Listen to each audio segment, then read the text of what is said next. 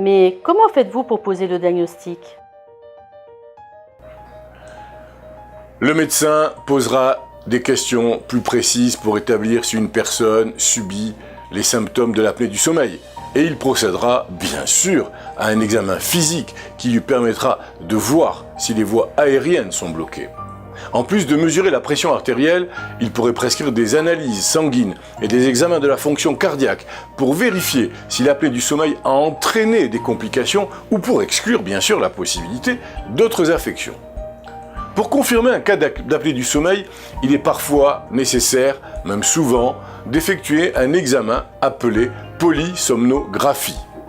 La personne concernée passe une nuit dans un laboratoire de sommeil. Certaines personnes peuvent choisir également de faire effectuer l'étude de leur sommeil à domicile plutôt que dans un laboratoire. Mais alors existe-t-il des médicaments contre l'apnée du sommeil?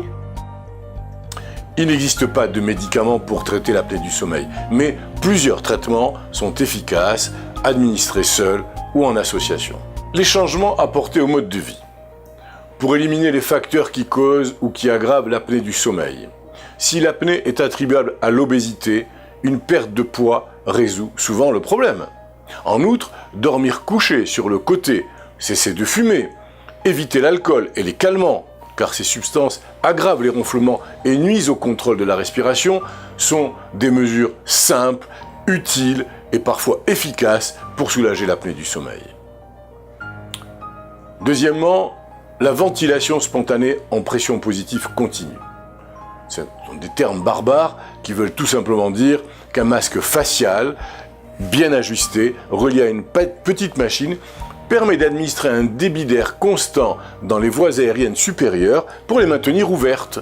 C'est le traitement qui, à ce jour, s'est avéré le plus efficace, quelle que soit la cause de l'apnée du sommeil. Les personnes concernées constatent souvent une différence appréciable seulement après 1 ou 2 nuits de traitement.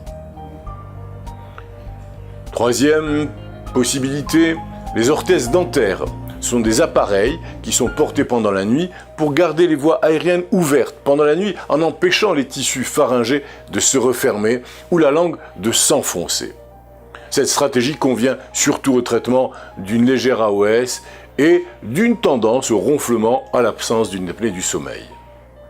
Enfin, dernière possibilité, l'intervention chirurgicale. L'excédent de tissu mou peut être alors enlevé en dernier recours pour dégager les voies aériennes. Cette intervention est utile pour corriger les ronflements intenses. Elle est douloureuse et dans les cas de l'apnée du sommeil, elle n'est efficace que dans environ 50% des cas, d'où l'importance de bien poser et le diagnostic et l'indication chirurgicale.